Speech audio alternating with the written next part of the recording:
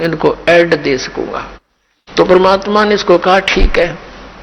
तो ये एक विधान बनवा दिया परमात्मा ने कि जैसे कर्म करेगा वैसा ही फल यहां मिलेगा। इसमें ना तो ये ब्रह्म कुछ परिवर्तन कर सकता, ना ब्रह्मा विष्णु महेश आपके प्रारब्ध में आपके किए हुए शुभ और अशुभ में कोई परिवर्तन कर सकते। केवल परम अक्षर ब्रह्म ही सत्पुरुष आकर के आपके इन प्रारब्ध के कर्मों को भी नाश कर सकता है, आपके जीवन में आने वाली आपदाओं को भी वो समाप्त कर सकता है। वो मंत्र विधि बताता है। वो कैसे आता है उसके ऊपर ही आज का सत्संग है। अपने आत्माओं, इसने फिर क्या किया, उस लड़की के साथ फिर वही व्यवहार किया। लड़की ने कहा कि देख ज्योति निरंजन, पहले तो तू मेरा बड़ा भाई, मैं तेरी छोटी बहन, अब मैं तेरे पेट से निकल कर आई हूं, तेरी बेटी होगी, पुत्री होगी तेरी, लेकिन पिता और पुत्री का ये योग जो तू करने जा रहा है अच्छा नहीं। लेकिन इसने एक नहीं सुनी, बाई फोर्स लड़की के प्रजनन इंद्रिय लगाई। कहते परमात्मा ने बताया है नख रेखा से भग कर लेना, नाखनों के साथ इसने प्रजनन इंद्रिय लगाई और फिर विलास किया। दुर्गा के साथ रमण करके इसने 3 पुत्रों की उत्पत्ति की। इस काल भगवान ने अपने एक ब्रह्मांड के ऊपरले हिस्से में एक गुप्त स्थान बना रखा है। वहां पर 3 स्थान बना रखे हैं, एक रजोगुण प्रधान क्षेत्र, एक सतोगुण प्रधान क्षेत्र, एक तमोगुण प्रधान क्षेत्र। अब जैसे किसी मकान में 3 कक्ष हो, एक कक्ष के अंदर लगे हैं अश्लील चित्र, तो वहां जाते ही मन में उथल पुथल बकवाद आने शुरू हो जाती है ऑटोमेटिकली, और जब तक वहां रहता है उसके अंदर वही विचार घर किए रहते हैं। दूसरे कक्ष में लगे हों साधु संत फकीरों के, महापुरुषों के चित्र, उनके इतिहास से हम परिचित हों, तो वहां जाकर के हमारा मन एकदम शांत और साधु संतों जैसे विचारों का ऑटोमेटिकली बन जाता है। और तीसरे कक्ष में लगे हों सूरवीर शहीदों और देशभक्तों के चित्र, तो वहां जाकर अपने मन में वैसी ही भावना बनती चली जाती है। ठीक इसी प्रकार इस काल ने, इस ब्रह्मा विष्णु महेश के पिता ने अपने एक ब्रह्मांड के ऊपरी हिस्से में बीच में बहुत बड़ा गैप दे रखा, जिसको वोक्यूम बोलते हैं, शून्य बोलते हैं। वहां कोई नहीं जा सकता इसकी रजा के बिना। तो वहां इसने क्या कर रखा है, एक रजोगुण प्रधान क्षेत्र बना रखा है, जैसा आपको बता इस टाइप का। तो जब ये अपनी पत्नी दुर्गा को वहां रखता है, सावित्री रूप बना लेता है और स्वयं ये ब्रह्मा रूप पंचमुखी हो जाता है, तो वहां इनके दोनों के जब ये वहां रहते हैं, इनके विचार वैसे ही रहते हैं रजोगुणी। इनके संयोग से दोनों से जो पुत्र उत्पन्न होता है वो उन्हीं गुणों के युक्त हो जाता है। उसको फिर बच्चा होते ही इसको जब वो थोड़ा सा जानने योग्य होता है तभी उसको बेहोश कर देते हैं, अचेत कर देते हैं और कोमा के अंदर उसकी परवरिश करते रहते हैं। जब तक ये जवान नहीं होते तभी तक इनको बेसुध रखते हैं। फिर ये दूसरे स्थान पर चले जाते हैं सतोगुण प्रधान क्षेत्र में। वहां ये स्वयं विष्णु रूप धारण कर लेता, चतुर्भुज रूप धारण करके, विष्णु जैसा रूप करके, और लक्ष्मी जैसा रूप दुर्गा बना लेती है। यहाँ दोनों वहां रहते हैं सतोगुण प्रधान क्षेत्र में। तो इन दोनों के संयोग से जो पुत्र उत्पन्न होता है वो सतोगुण युक्त हो जाता है, और उसको भी ऐसे ही जब ये थोड़ा सा बालक होता है, जानने योग्य होता है, उसी समय इसको कोमा में कर देते हैं, अपनी सिद्धि शक्ति तक अचेत कर देते हैं और परवरिश जारी रखते हैं इसकी। ठीक इसी प्रकार ये तीसरे स्थान पर जाते हैं जो तमोगुण प्रधान क्षेत्र है। वहां ये क्या करता है, ऐसा रूप बना लेता है जैसा आप शिव का देखते हो चित्रों में, और अपनी पत्नी को पार्वती रूप बना करके दुर्गा को वहां रखता है। इन दोनों के संयोग से, पति पत्नी व्यवहार से जो पुत्र उत्पन्न होता है वो उन्हीं गुणों से युक्त हो जाता है। उसको भी फिर बेहोश कर देते हैं और परवरिश जारी रखते हैं। जब ये तीनों युवा हो जाते हैं ये सब कार्य ये सुनियोजित तरीके से और गुप्त और धोखे में रखकर करता है, ताकि कहीं किसी जीव को पता ना लग जा मेरे काले कारनामों का। और दुर्गा को इसने सख्त हिदायत दे रखी है कि यदि तूने मेरी बात का कहीं भेद खोल दिया कि मैं 1 लाख मनुष्य शरीरधारी प्राणियों को खाता हूं, तो मेरे से बुरा नहीं होगा। अब ये इससे डरती है, क्योंकि अपने पैर पर कुहाड़ा मार के इसके अधीन होगी, जो ये कहता है ये वही करती है। इसने भी पाप का ढेर कर दिया। अब ये विवश है, तो इसने क्या किया, जब ये तीनों पुत्र युवा हो जाते हैं, इनको सचेत कर देते हैं। जैसे विष्णु जी को शेष नाग की सैया पर इसके नाभि कमल से उगा दिया एक फूल कमल का, और वहां उस दूसरी स्थान पर निकाल दिया, उस पर ब्रह्मा को स्थापित कर दिया, और फिर कैलाश पर्वत पर शंकर भगवान को युवा होते तीनों को होश में ला दिया। आप श्रीमद् देवी भागवत गीता प्रेस गोरखपुर से प्रकाशित 3रे स्कंद में 5 से लेकर 6-7 अध्यायों में आप पढ़ोगे, उसमें समय आने पर आपको वो दिखाएंगे, पढ़ाएंगे।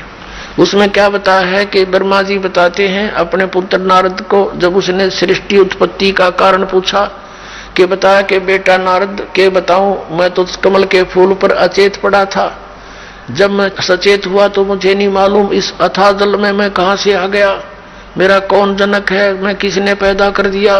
फिर मैं उस डंठल पकड़कर कमल की नीचे उतरना चाहा कि देखूं ये कहां तक है, तो मैं कई वर्षों तक घूमता रहा, कुछ नहीं पाया, मैं डर के वापस जा बैठा। आकाशवाणी हुई तप करो तप करो, तो मैंने 1000 वर्ष तप किया। फिर आकाशवाणी हुई कि अब सृष्टि करो। अब ये काल क्या करता है, इनको पहले तो चार्ज करता है, बैटरी चार्ज करवाता है इनकी, तब करवा के सिद्धियां आ जाती हैं, फिर रिमोट अपने हाथ में रखता है। फिर इसने सोचा सृष्टि कैसे करूं, तो उसी समय इस काल ने अलग से मधु और कैटब नाम के 2 प्राणी और दुर्गा से उत्पन्न करवा दिए। वो दोनों राक्षस ब्रह्मा को मारने के लिए दौड़े, ये डरता कमल के डंठल पकड़ कर नीचे को भाग लिया, सपीटता नीचे उतर गया। आगे आके क्या देखा कि विष्णु जी बेहोश पड़े हैं। अब वो घबरा गया, अब क्या करूं, ये उठा नहीं, कैसे जगाऊं इसको। तो उसके अंदर से कहते हैं एक देवी निकली, वह भूतनी की तरह बेहोश कर रही थी दुर्गा, आकाश में दिखाई दी, और उसके बाहर निकलते ही, शरीर से बाहर निकलते ही विष्णु जी होश में आ गए। फिर उसने मधु कैटब को मारा। कुछ देर के बाद शिव भी वहीं आ गया, इवन करने थे इकट्ठे, वो कर दिए। और फिर उनको विमान में बैठाकर ऊपर घुमाया फिराया। ऊपर क्या देखा कि एक ब्रह्मा और देखा। विमान में बैठे हुए विष्णु और शंकर ने, ब्रह्मा जी कहते हैं, मुझसे पूछा कि चतुरानंद ये दूसरा ब्रह्मा कौन है। मुझे तो पता नहीं ये कौन है। इतने में हमारा विमान दूसरे स्थान पर चला गया। वहां क्या देखा, एक त्रिनेत्रधारी शिव और निकला, नंदी वृषभ पर बैठा था। उसको देखकर शिव हमारे साथ बैठा था, काल का पुत्र शिव, उसका सिर चक्कर खा गया कि और शिव कौन है। फिर हम गए तीसरे स्थान पर, वहां एक और विष्णु बैठा था, ऊपर एक उसके साथ लक्ष्मी भी बैठी थी, बड़ा वैभवशाली उसका मकान था, बड़े सुविधाएं उपलब्ध थी। अब उसको देखकर विष्णु का चक्कर आ गया कि ये दूसरा विष्णु कौन है।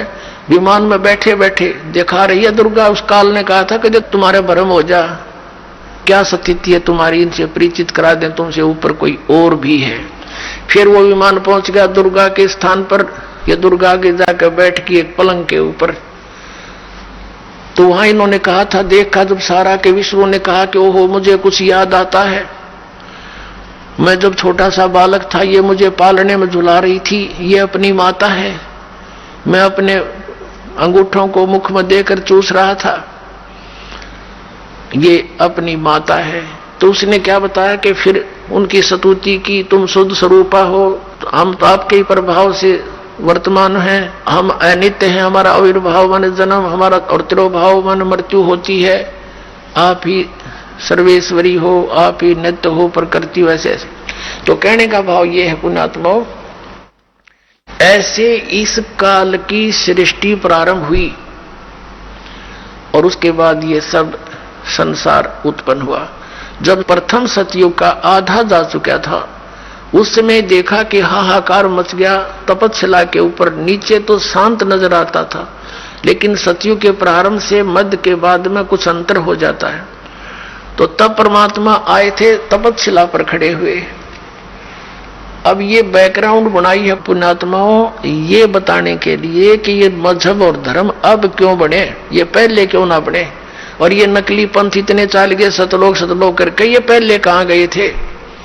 ये काल का सुनियोजित जाल है हमें डिवाइड करने का, हमारे को एक दूसरे के साथ लड़ाई रखने का, अपनी अपनी साधना और अपने इष्ट को सर्वश्रेष्ठ मानकर हम एक दूसरे से खसते रहते हैं, अशांति पैदा करे रखते हैं। घर घर में आप देख लो ये कैसे जुल्म करवाता है, कैसी इसने व्यवस्था करवा रखी है। 2 रोटी बनानी और खानी है, उसी में सारा दिन अटबट रहती है। तो ये चाहता है इनको जितना दुखी कर सकूं उतना कर दूं, और परमात्मा चाहता है मेरे बच्चों को जितना सुखी कर सकूं यहां भी कर दूं। लेकिन ये सुख सथल नहीं है। फिर भी यहाँ का जो सुख है वो परमात्मा कबीर जी ही दे सकता है। आपको सद्बुद्धि देगा, आपके हृदय में आकर इतनी दृढ़ता देगा, एक दूसरे को सहनशील बनाएगा और धीरे धीरे आपको शांति पैदा कर देगा। पूरे विश्व में ये शांति होगी, इस मार्ग को स्वीकार करना पड़ेगा।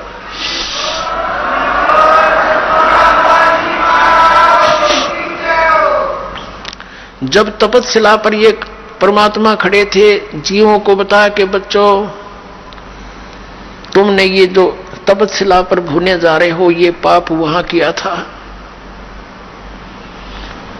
तब सभी ने पता लग गया, क्योंकि वहां ना कोई मां साथ थी ना बेटा साथ था। यदि कोई साथ था तो वहीं दुख पा रहा था।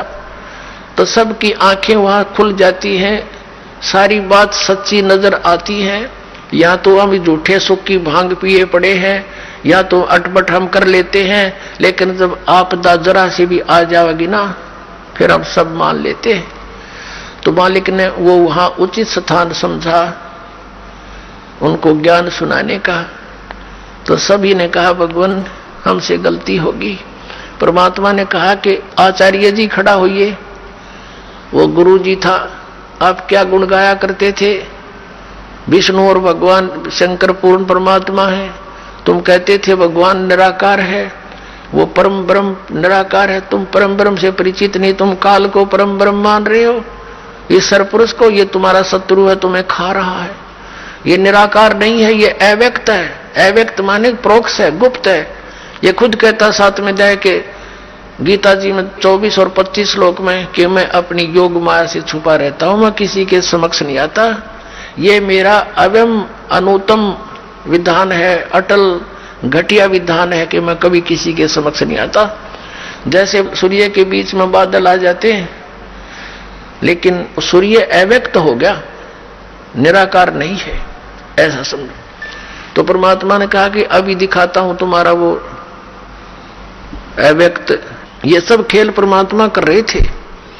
अब उस ज्योति निरंजन ने सोचा अपने टाइम अनुसार के वो जीव जा चुके होंगे, इतने समय में उनकी पूरी वह सब्जी सी पक लेती है। और वो आकर क्या देखा, काल ने क्या देखा कि ये और कौन आ खड़ा हुआ यहाँ पर। उसका ध्यान तो परमात्मा में हो गया और वो परमात्मा ने कहा उन जीवों को कि देखो भाई वो है तुम्हारा भगवान जिसको तुम निराकार बताते हो, कि वो फिर शिव और विष्णु रूप में साकार है, वैसे वो निराकार है। ये यहाँ भी साकार है। ये देखो उसकी शकल, ओछा माथा, लंबे दांत, और ये विराट रूप बना सकता है क्योंकि ये 1000 कला का भगवान है। और जिनको तुम परमात्मा मानते हो विष्णु और शंकर को, वो 16 कला के भगवान है। और मैं जो है असंख्य कला का भगवान हूं, असंख्य कला का। अब सब जीवों ने देखा उसकी शकल तो डर लग गए, काल की शकल ऐसी। तो उन्होंने कहा भगवान हमसे भूल होगी, हमको माफ कर दो दाता, हमें ले चलो वापस, हम फिर गलती नहीं करेंगे। परमात्मा कहते हैं थोड़ा सा सुख होते तुम भूल जाते हो, अब आपत्ति में मुझे याद कर रहे हो। जरा सा सुख होते तुम फिर कभी याद नहीं करते।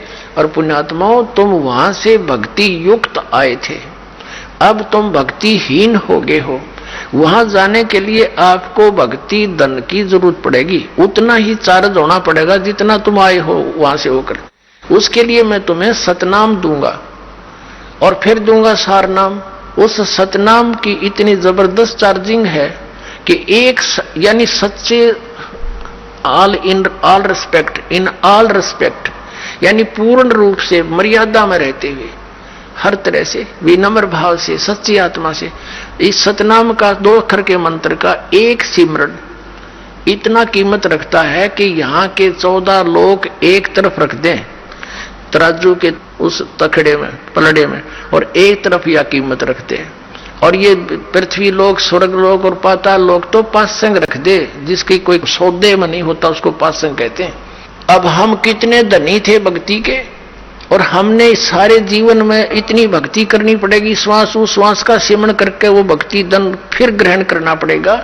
और उस भक्ति की शक्ति से, उस भक्ति के बल से हम इतने स्पीड से वहां जाएंगे कि काल देखता रह जाएगा। तो वो भक्ति कहता मैं दूंगा तुम्हें वहां जा करके, और मेरा जो सतनाम 2 अक्षर का होगा उसका जाप करना, पूरी विश्वास के साथ लगे रहना। जब तुम जाए धरो जग देहा, तब तुम करना मम सत शब्द स्नेहा। परमात्मा ने कहा था जब तुम मानुष शरीर मिले जो संसार में, तब मेरा कोई संत इस सतनाम का सच्चा ज्ञान देता हुआ मिल जाए तो वो ग्रहण कर लेना, उसकी भक्ति करना बेटा, फिर तुम्हें ला सकता हूं। मेरा इसका वचन हुआ था, तुम सब इच्छा से आए हो और सब इच्छा से ही वापस जा पाओगे। तो पुण्यात्माओं, ये सारे ज्ञान देने का, ये सारा आत्म ज्ञान सुनाने का तात्पर्य ये है कि आपकी यहां से आत्मा आस्था हटे, और यह हटेगी क्योंकि ये ज्ञान इतना सत्य है। आप यहां रहते हुए भी आपकी आत्मा यहां नहीं रहेगी, एक दिन ऐसी स्थिति आ जाएगी जब तक आप मोक्ष के लायक नहीं होंगे। फिर क्या होगा?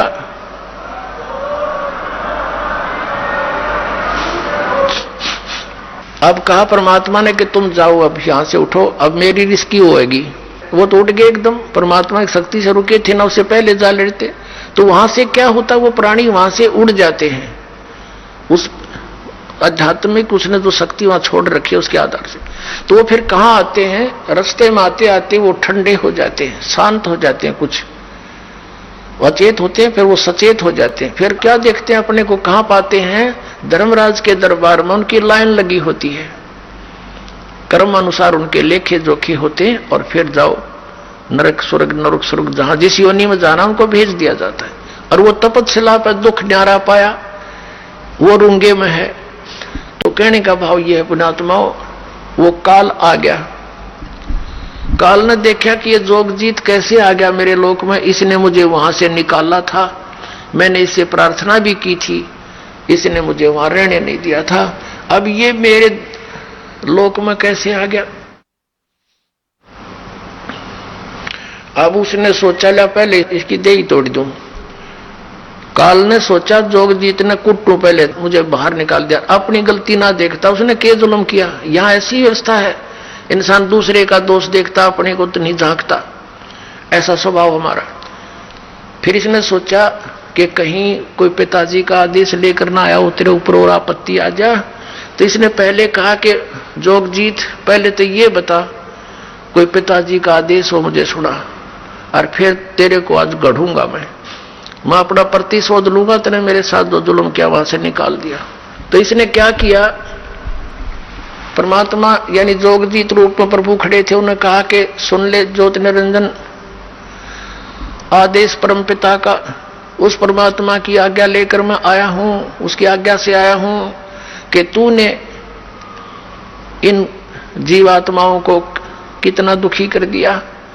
तेरे साथ आए जब इनका क्या स्वरूप था, आज किसी को गधा बना दिया, किसी को कुछ बना दिया, तूने जुल्म कर दिया और भगवान का नामो निशान मिटा दिया। तू ये अटपट साधनाओं पर लगा दिया सबको, तू खुद भगवान बन बैठा यहां पर। तेरी पोल खोलूंगा, नीचे जाऊंगा, सब जीवों को बताऊंगा कि तुम कहां थे, तुम कैसे यहां रह रहे हो, कैसे जाल में फंस गए हो, क्यों जन्मते और मरते हो, तुम्हारी क्या दुर्गति हो रही है, तुम कैसे रह रहे हो, तुम सतलोक के वासी हो। उनको एक गुप्त मंत्र दूंगा जो भगवान ने दे रखा है, और उसकी मंत्र की कमाई का आगे तेरी पार ना बसाओ। जिसके पास वो मंत्र होगा तो उसके निकट नहीं जा सकता ज्योति निरंजन। तो उसने सोचा वह बड़ी बात बिगड़ी हो, तो मेरा सारा काम बिगाड़ेगा। तो कहते हैं एकदम कहा कि जोगजीत तू जाके देखा नीचे, तन बनाऊं ठीक, उसके ऊपर टूट के पड़ा। अपने आत्माओं वेद बताते हैं कि वो परमात्मा सतलोक से चलकर आता है और नीचे अपनी अच्छी आत्माओं को मिलता है, उनको ज्ञान सुनाता है। उन पुण्यात्माओं में से कौन कौन थे जिनको भगवान मिला, और जिन्होंने साधनाएं करके अपने गोड्डे रगड़ दिए उनको नहीं मिला, वो कितनी पुण्यात्मा होंगी। कौन कौन थे इस कलयुग में दास जिनसे परिचित है? आदरणीय धर्मदास साहिब जी, आदरणीय मलुकदास साहिब जी, आदरणीय नानक साहिब जी, आदरणीय दादू साहिब जी, आदरणीय गरीबदास साहिब जी, गांव छुड़ानी, जिला जज्जर हरियाणा वाले, आदरणीय घीसा दास साहिब जी, गांव खेखड़ा, जिला मेरठ उत्तर प्रदेश वाले। उनमें से आदरणीय धर्मदास साहिब जी को परमात्मा इस कलयुग में मिले थे। तो उनको बता रहे हैं कि धर्मदास जी ने पूछा था, भगवान हम इतने निकम्मे, हमने ऐसा जुल्म किया, हम अपने पति वर्ता पद से गिर गए, आपने फिर भी स्वीकार कैसे कर लिए दाता? आप कैसे आगमन हुआ हमारे यहाँ? तो परमात्मा ने बताया, भाई ऐसे ऐसे तुम्हारा दुख देखा जब मैंने, तब यहाँ आया। तो सारी कहानी धर्मदास जी को बता रहे कि धर्मदास जब वो मेरे ऊपर ऐसे मुझे मारने को झपटा तो मैंने सतनाम का सुमन शुरू कर दिया। अपने आत्मा परमात्मा हमें सतर्क करते हैं कि तुम्हारे ऊपर कोई भी ऐसी आपत्ति आवे तो सतनाम का जाप शुरू कर दियो। अब उस समय ये रिहर्सल होगी आपकी कि कहीं कोई आपत्ति आवे जात में क्या वैसी, तो आप यदि नो याद करोगे हाय मां मर गया तो भगवान नहीं सुनेगा, फिर आपका अभ्यास कच्चा है। तो उस समय आपने सतनाम के सिमरण करना है, दो अक्षर का। ये एक हिंट भी दे रहे हैं, बाकी वैसे तो उसकी क्या हिम्मत थी भगवान के निकट आ जा, पर हमें ये मंत्र का सहारा रहेगा, इसलिए वो उदाहरण दिया। कहा कि परमात्मा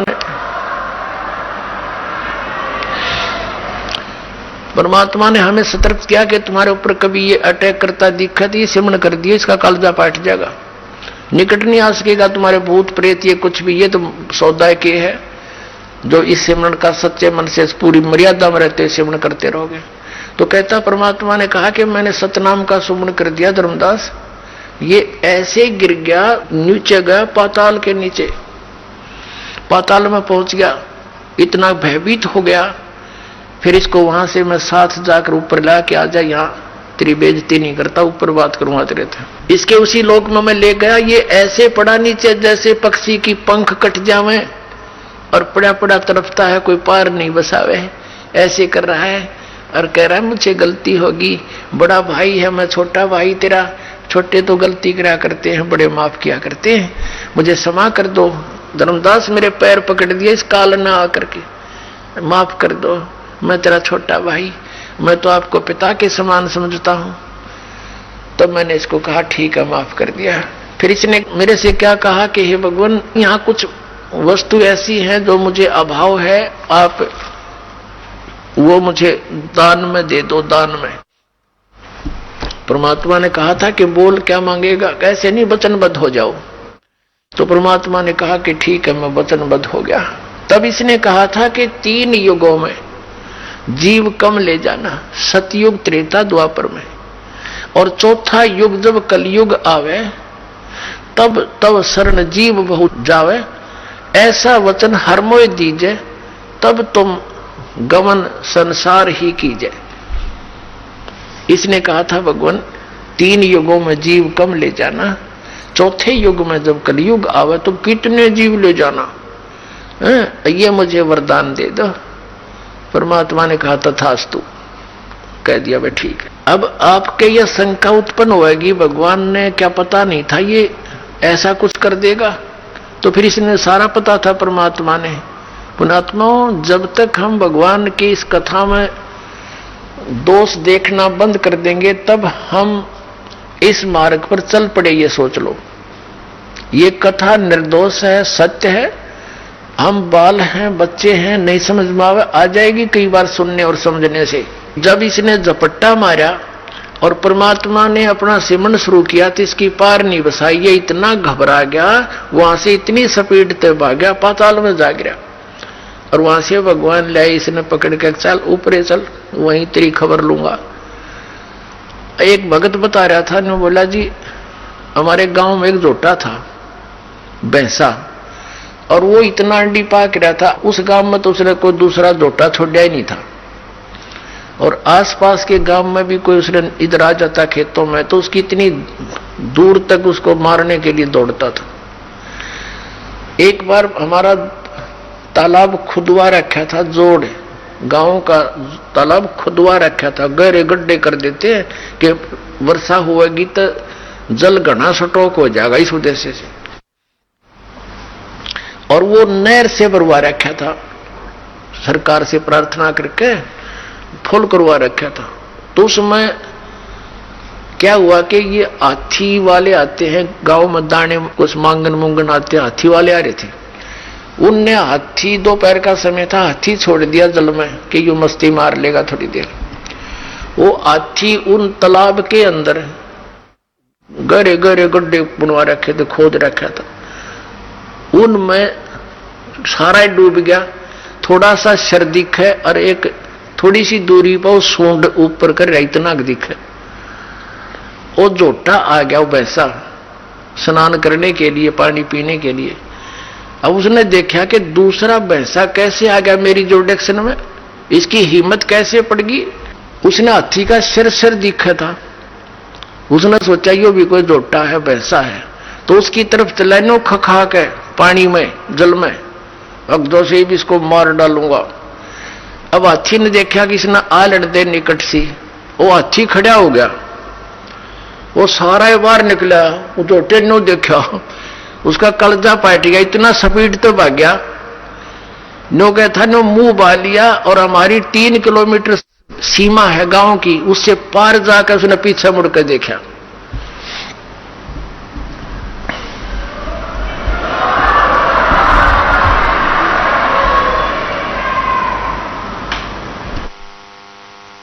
अब कहने का भाव यह है दास का कि उस समर्थ के सामने इस काल की ऐसी स्थिति जानो। अब तक तो ये हमारे ऊपर बहुत प्रभाव जमाए बैठा था, जब इस परमात्मा का ये सच्चा ज्ञान अपने आत्मा, अभी तक तो हमने कबीर जुलाहा दिखा था और वो हाथी का सिर दिखा था। अब ये जुलाहा सारा बार निकला है, इन्होंने सोच लो कलजा पाट जाएगा इसका काल का।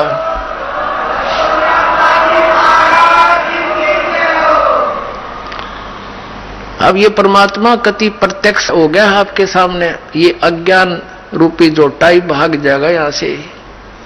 और ज्ञान सब ज्ञानड़ी, कबीर ज्ञान सो ज्ञाने, जैसे गोला तोब का भाई करता चल मैदान। ये तोब का गोला, ये तत्व ज्ञान मालिक का दिया जो दास सुना रहा आपको।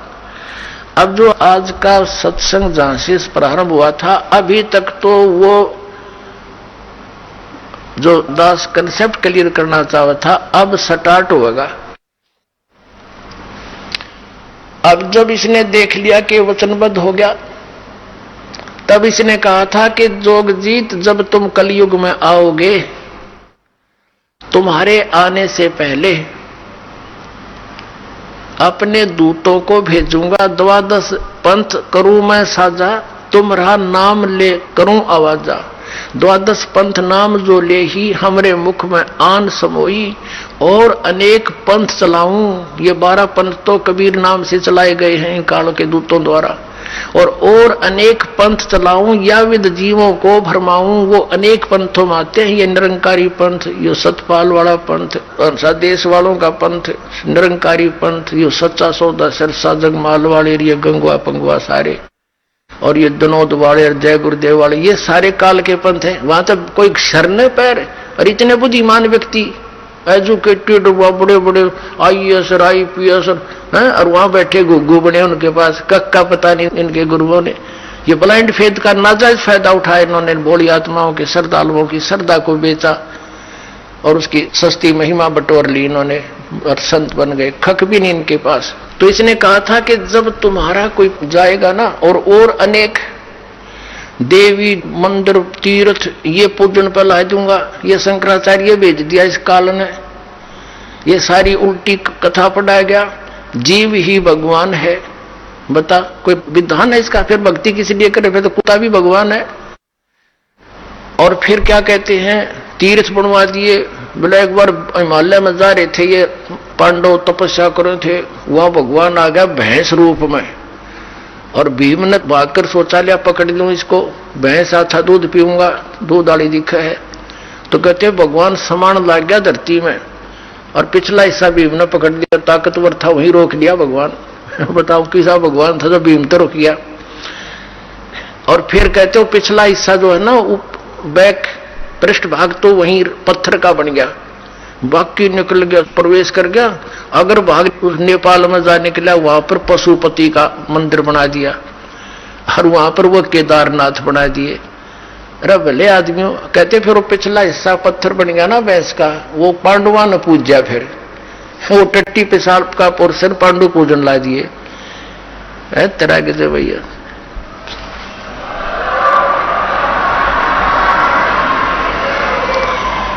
अब ये सारा जाल इस काल ने फैलाना था। तब इसने कहा था कि इतने मजहब बना दूंगा, आपस में लड़े कटेंगे, ज्ञान किसी को होगा नहीं, ऐसे संत भेज दूंगा जो भ्रमित करके आवेंगे। तब परमात्मा ने कहा था कि तू अपना काम करी और मैं अपना करूंगा। मालिक को पता था कि अपने दास को उसमें भेजूंगा जब ये सब धर्म और पंथ और मजहब कति मैच्योर हो चुके होंगे, इन्होंने जो ज्ञान कहना सुनना है कह चुके होंगे, इनकी किताबें बन चुकी होगी, फिर मेरा दास जाएगा और उनको सबको तत्व ज्ञान के तोल कर रख देगा, सत्य और असत का निर्णय करके सब मेरे बच्चों को मेरी शरण में लाएगा। बोलो सतगुरुदेव। परम पिता परमात्मा पूर्ण ब्रह्म सर्व सृष्टि रचन और कबीर परमेश्वर जी की असीम कृपा से उनकी प्यारी आत्माओं को ये सत संदेश सुनने को मिल रहा है। पुण्यात्माओं, आप बहुत ही पुण्यकर्मी प्राणी हो जो परमात्मा की शरण में पहुंच रहे हो। मनुष्य जीवन के उद्देश्य का सत्संग में आने से ज्ञान होता है। आप जी को वो सत्संग मिल रहा है जिसमें निष्कर्ष है सर्व सद्ग्रंथों का, और साथ में उन महापुरुषों ने जिन्होंने साधनाएं भी की, कठिन तप भी किए, लेकिन उनके साथ क्या घटनाएं घटी, वो किस प्रकार कष्ट उठाते रहे, भक्ति करके भी दुखी रहे। और साथ में फिर ये भी आपको बताया जाता है कि कौन सी साधना से आपके ये कष्ट मिट सकते हैं। केवल ये नहीं कि हम किसी के ऊपर घटी हुई उन घटनाओं को ही या उनके दुखों को या उनकी गलत साधनाओं को ही दिखाते हैं, या उनका कोई छवि धूमिल नहीं करना चाहते। हम उस यथार्थ ज्ञान पर जमी हुई धूल को हटाना चाहते हैं, जो युगों से जमी हुई है। किसी भी धर्म के किसी भी सदग्रंथ को आप उठाकर देखिए, वो कुछ वर्णन कर रहे हैं और उन के पढ़ने वाले उस धर्म के धर्म गुरु वो अन्य ही व्याख्या कर रहे हैं। शास्त्रों के विपरीत ज्ञान हमारे अंदर फीड कर रहे हैं।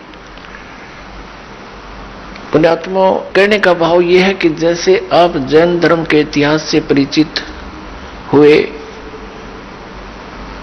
कि वो महापुरुष परमात्मा पाने का कितना प्रयत्न करते रहे और उनको क्या मिला, यही 84 लाख के धक्के।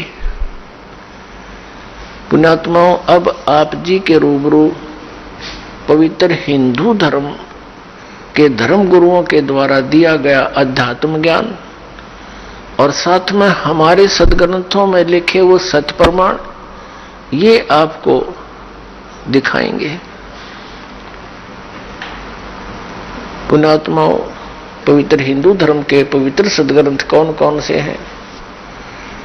पवित्र चारों वेद, पवित्र श्रीमद् भगवत गीता, ये गॉड गिवन ज्ञान है, ये दोनों सदग्रंथ। बाकी शेष जो अन्य सदग्रंथ हैं, अन्य शास्त्र हैं, पवित्र 18 पुराण या कोई उपनिषद, ये किसी ऋषि विशेष का अपना अनुभव है। और इन पुराणों में यदि कोई वेद अनुकूल ज्ञान है तो वो वेदों का है, उसका उस ऋषि का नहीं है। अगर वो तो है, वो उतना तो वो सत्य है, क्योंकि वेद ज्ञान है और वेद ज्ञान गॉड गिवन है, परमात्मा दत्त है। और अन्य जो वेदों और गीता से ज्ञान नहीं मिलता, वो पुराण के वक्ता का, उसके घर का है, उसको हमें स्वीकार नहीं करना। अब एक वेद और है, सूक्ष्म वेद, जिसे 5वां वेद कहा है। सूक्ष्म वेद है 5वां, जाको पढ़े न कोई, और सूक्ष्म वेद जो पढ़े फिर आवागमन नहीं होवे। ये सूक्ष्म वेद की वाणी है। तो पुण्यात्मा, हिंदू धर्म के प्रवर्तक आदि शंकराचार्य जी माने जाते हैं। आदि शंकराचार्य जी का जन्म इस भारतवर्ष की भूमि पर हमारे लिए एक वरदान है। उनका उस समय आगमन हुआ जिसमें बौद्ध धर्म बहुत शीघ्रता से फैल रहा था। महात्मा बुद्ध कौन थे? जैसे आप जी को कई बार सुनाया है, दिखाया भी है, महावीर जैन जी का इतिहास, यानी जैन धर्म का इतिहास। राजा ऋषभदेव जी से जैन धर्म का प्रारंभ हुआ। वो प्रथम तीर्थंकर माने जाते हैं। उनके पोते भरत के पुत्र मारीची ने उनसे दीक्षा प्राप्त की। उसमें केवल वेदों अनुसार साधना ही होती थी, इन 4 वेदों अनुसार। 5वां वेद को नहीं मानते थे। जो परमात्मा स्वयं आकर दान करते हैं, देते हैं, अपने मुख कमल से बोलते हैं, वो ऋषि महर्षि जो नकली है, वो यथार्थता से परिचित नहीं होते, वो परमात्मा के उस ज्ञान को हम तक नहीं आने दे रहे थे। अब दाव लगा अपना इस सूक्ष्म वेद को सुनने का। तो जिस कारण से उस मारीची वाले जीव ने जैसी भी वेदों अनुसार साधनाएं की, उसके कारण वो स्वर्ग में देवता भी बना, और फिर आगे चल के वो नरक में भी गया। 60 करोड़ बार गधा बना, 30 करोड़ बार कुत्ता बना, और भी बहुत से दुख उठाए, और केवल 80 लाख बार वो देवता भी बना। और फिर क्या बना? महावीर जैन बना। और महावीर जैन ने फिर 363 पाखंड मत चलाए। वर्तमान का जो पूरा जैन समाज है, महावीर जैन जी द्वारा चलाएगी बकवाद साधनाओं को कर रहा है। उनकी के दुर्गति होगी। दास ये आगाह करना चाहता है कि आप इन साधनाओं को त्यागो और आप शिक्षित हो, अपने धर्म ग्रंथों को पुनः देख लो। और गीता जी अध्याय नंबर 16 के श्लोक नंबर 23 और 24 में कहा कि शास्त्र विधि को त्याग कर जो मनमाना आचरण करते हैं, मनमानी पूजाएं करते हैं, उनको न तो कोई सुख हो, न उनकी गति हो, न कोई सिद्धि प्राप्त हो, अर्थात व्यर्थ, यूजलेस। फिर किस लिए डले हो? ना ज्ञान था तब तक तो चलो हम भटक रहे थे। अब दास पर दया करी परमेश्वर ने, आपके लिए ये ज्ञान दिया, और दास आपके लिए ही संग्रहशील है। और ये अज्ञानी गुरु, धर्म गुरु दास के पीछे पड़े हुए हैं, लेकिन अब इनकी दाल गला को नहीं, क्योंकि परमात्मा ने अपने बच्चों को पहले शिक्षा दे दी। और अब देखना डूंडा पाटेगा, पूरे विश्व में जाएगा यह सच्चा ज्ञान, और बहुत शीघ्रता से जाएगा, क्योंकि हमें भगवान की आवश्यकता है। यहाँ के संसारिक सुख सबको पता है, 2 मिनट का भरोसा नहीं कब मृत्यु हो जा। यहीं डले ढोड होकर यहीं छोड़कर चले गए, सारा जीवन नष्ट कर दिया हमने। तो अब हम दास उस प्रसंग पर आता है कि जिन धर्म गुरुओं को हम यथार्थ ज्ञान युक्त मानते थे, विद्वान मानते थे, उन्होंने क्या ज्ञान बताया और हमारे सदग्रंथ क्या बताते हैं, ये निर्णय दास कर रहा है। और इसके बीच में कोई अपने तरफ से कुछ मिलावट नहीं। जो सत साधना वो सदग्रंथों में लिखी है, और जिससे मोक्ष होता है वो सदग्रंथों में लिखा है। जिससे जीव के आने वाली आपदाएं कटती है, समाप्त होती है, वो भी सदग्रंथों में लिखा है। और उससे हटकर जो हम साधनाएं कर रहे हैं उससे कोई लाभ होने वाला नहीं, ये भी प्रमाणित कर रहा है। अब प्रसंग चल रहा है कि पवित्र हिंदू धर्म के धर्मगुरु आदि शंकराचार्य जी का उस समय जन्म हुआ जिसमें यह जैन धर्म बहुत फैल रहा था। और यदि उस समय ये आदि शंकराचार्य जी नहीं आते तो पूरा भारतवर्ष भी चीन की तरह नास्तिक हो जाता, कम्युनिस्ट बन जाता। अब चीन का नास्तिक होने का कारण क्या है कि महात्मा बुद्ध एक पुण्यकर्मी प्राणी थे और वे विष्णु लोक से आए थे, स्वर्ग लोक से आए थे। अब जो स्वर्ग में सुविधाएं हैं उनको यहां कहां, आत्मा के अंदर वो कसक रहती है। घर त्याग दिया, राज त्याग दिया और जाकर के बिहार में सटेट के गया नामक शहर के बाहर वट वृक्ष के नीचे उसने मनमुखी साधना शुरू की। काफी समय तक निराहार बैठा रहा, हाथ पैर हलने बंद हो गए, कंडम हो गया, मृत्यु के निकट पहुंच गया। किसी माई ने उसके मुख का खीर लगा दी कि यूं मरेगा। कई दिन हो गए कुछ खाया ना पिया, तो उसने धीरे धीरे वह चाटनी शुरू कर दी। पहले दिन 10-20 ग्राम, अगले दिन 50-60 ग्राम, तीसरे दिन आंख खुल गई और उठ कर चल पड़ा। और फिर उसने विधान बना दिया कि starvation could not lead to salvation, भूखा मरने से कल्याण नहीं होता। आइए अब हम उन श्रद्धालुओं के अनुभव जानते हैं जो जगत गुरु तत्वदर्शी संत रामपाल जी महाराज जी से दीक्षा प्राप्त कर चुके हैं तथा उनके द्वारा बताए गए भक्ति मार्ग पर चल रहे हैं। नमस्कार सर। नमस्कार सर जी। सर क्या नाम है आपका? रोशनलाल जी। रोशनलाल जी, आप कहाँ से हैं? मैं गांव खानपुर, ब्लॉक सीवन, जिला कैथल, हरियाणा से जी। सर संत रामपाल जी महाराज से नाम दीक्षा आपने कब ली? मैं सितंबर 2013 के अंदर जुड़ा जी। संत रामपाल जी महाराज से नाम दीक्षा लेने से पहले क्या आप कोई भक्ति साधनाएं भी करते थे? हाँ सर जी, मैं डेरा सचौदा सिरसा गुरमीत राम रहीम सिंह जी से जुड़ा था जी। वहाँ मैंने 20 साल तक भक्ति की जी। और कुछ मैं 3-4 महीने आशुतोष महाराज जो नूर महल वाले, उनके साथ जुड़ा बाद में। सर आपने बताया कि आप 20 साल से डेरा सच्चा सौदा सिरसा से जुड़े रहे, तो आपने क्या भक्ति साधनाएं की वहाँ? सर जी वहाँ पर हम एक बेड्डा चाल के हिसाब से लगे हुए थे, क्योंकि हमारे रिश्तेदारी बहना को ये रिश्तेदारी कईयों ने नाम लिया हुआ था। तो बचपन से ही फिर मैंने भी 3 मार्च 1993 को सीवन के अंदर गुरमीत राम रहीम सिंह आए थे, तो वहाँ से मैंने नाम दीक्षा वहाँ से ले ली थी। तो उनके अनुसार ही मैंने भक्ति करी। तो मैंने 1995 के अंदर डेरा सच्चा सौदा सिरसा के अंदर पक्की समिति के अंदर नाम लिखवा लिया था जी।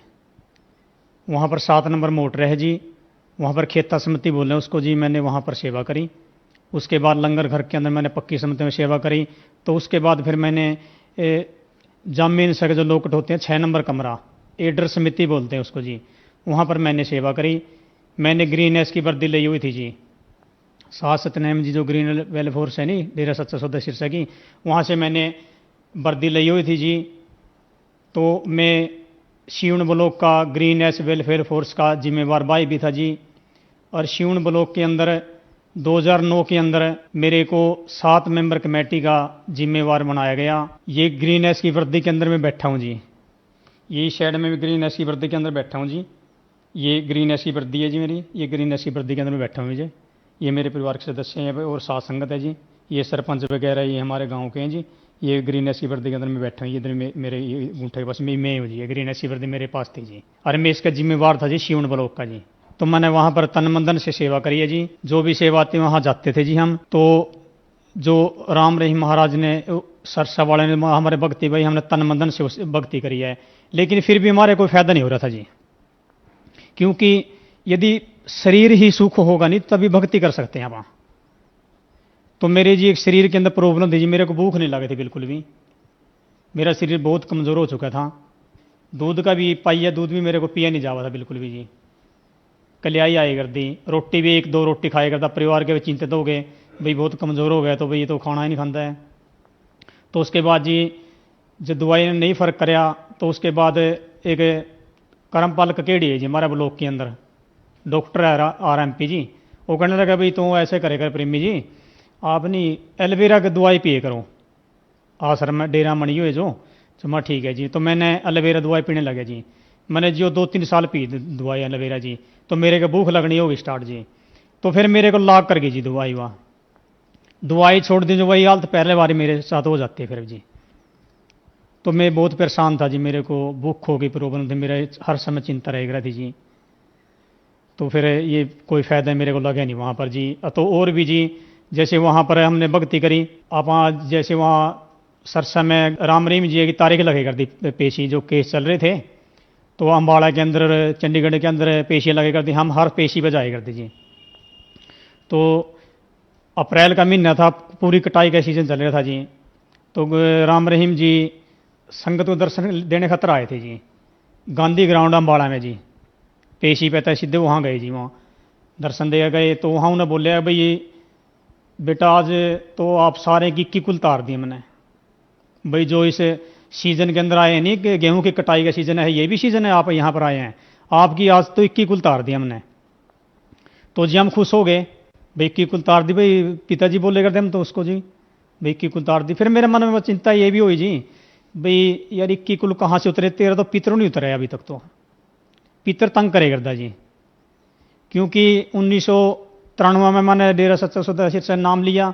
नाम लेने के बाद वो कहे करते भाई पुत्र भूत प्रेत पितर कुछ नहीं है यहाँ, ये पत्थर पूजा वह कुछ नहीं है, ये सारे छोड़ दो उनको। तो सारे परिवार को हमने जी सच्चे शीर्ष से नाम दवा दिया 1995 में। हमने मन में यही विचार था जी भी जो हमारे पितरों को नहीं छुटवा सकता तो हमारा 84 का चक्कर काल तक ऐसे छुटवा हमारे को ये। लेकिन कोई मार्ग नहीं मिल रहा था जी हमको, भाई कहाँ जाएं, कौन गुरु है वो।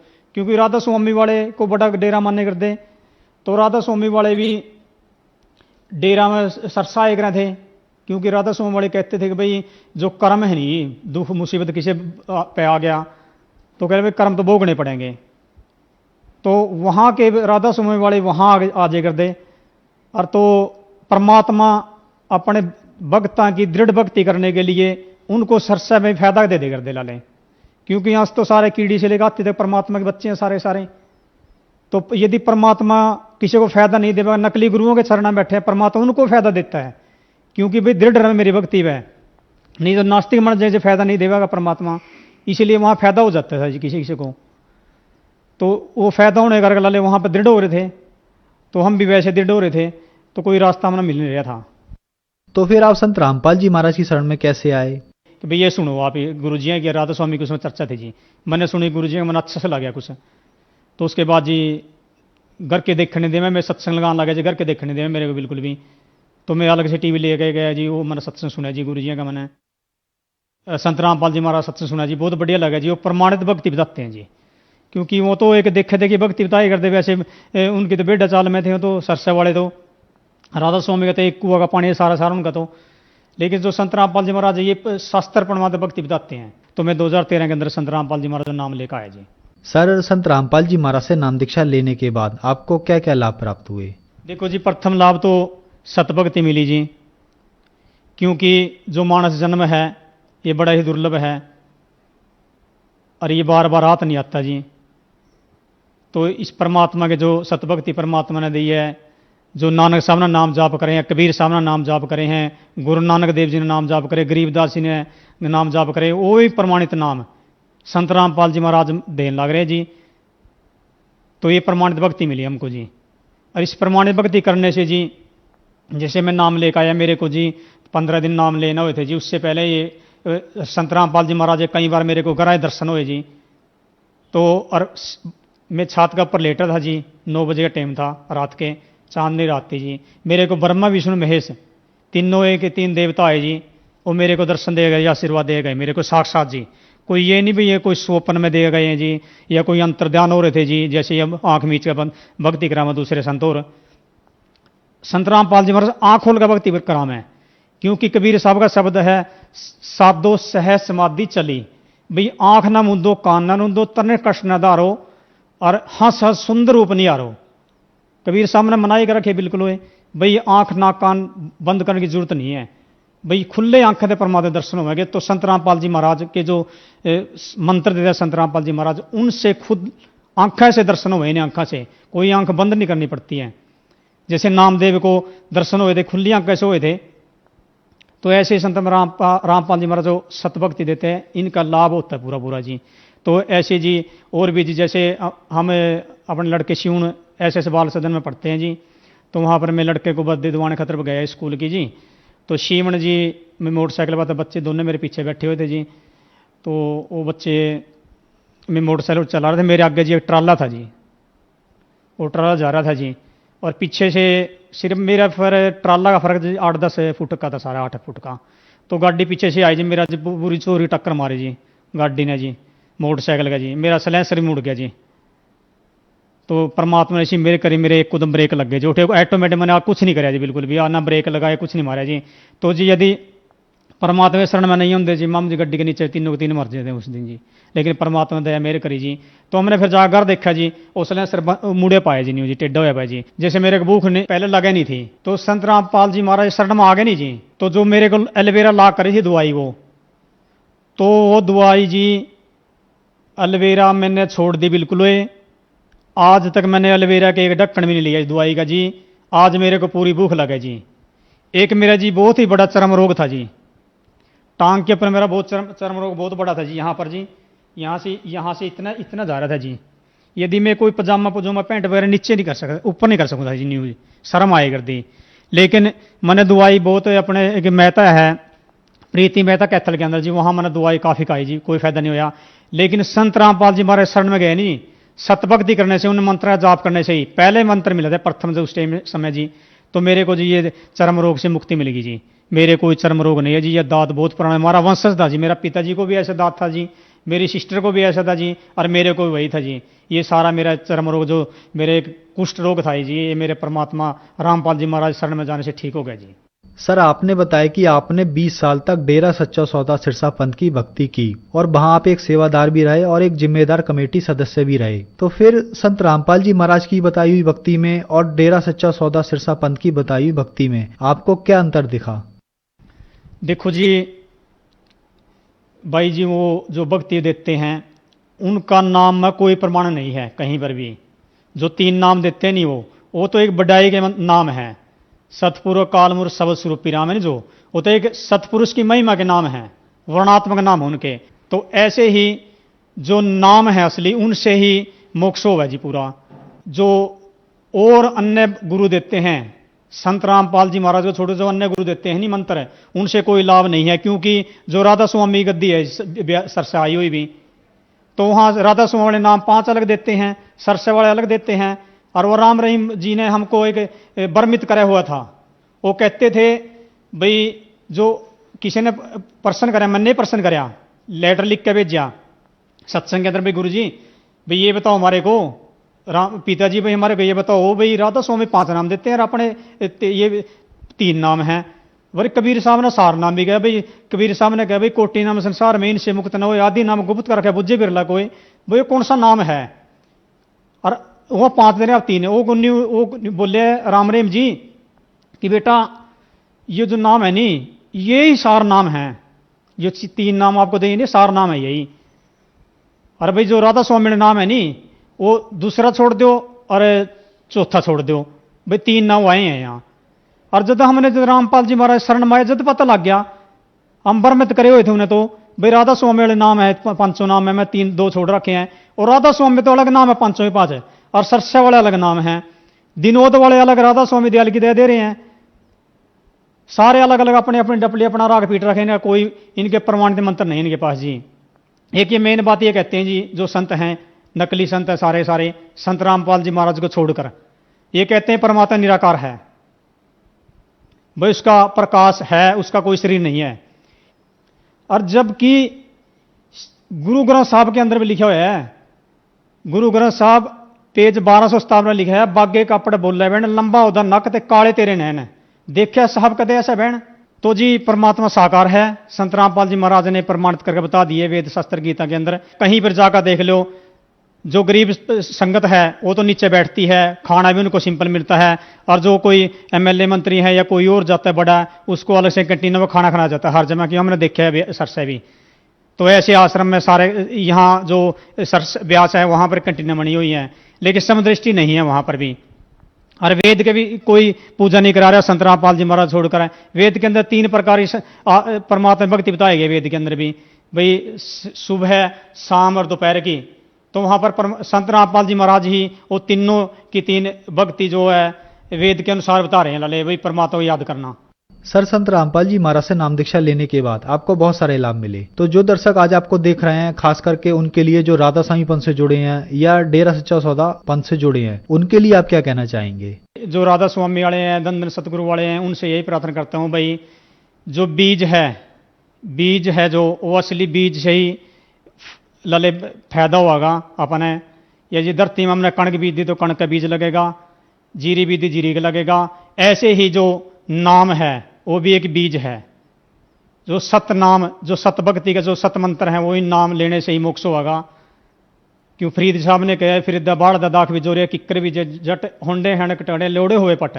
भाई जट जिम्मेदार बीज तो किक्कर का बीज है, और बाड़ा दाख काजू किस्म बेडा क्यों मिल जाए।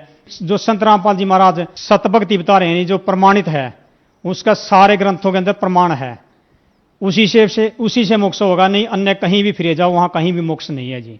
मैं सारे भाइयों से हाथ जोड़कर ये प्रार्थना करता हूं, भाई यदि आपने मनुष्य जन्म का लाभ उठाना है और मोक्ष प्राप्त करना है तो संत रामपाल जी महाराज की शरण में आओ और अपना कल्याण कराओ। धन्यवाद सर। सत साहिब जी।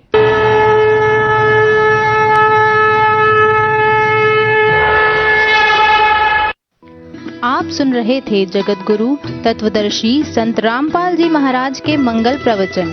अधिक जानकारी के लिए संपर्क करें 8222 880 541 8222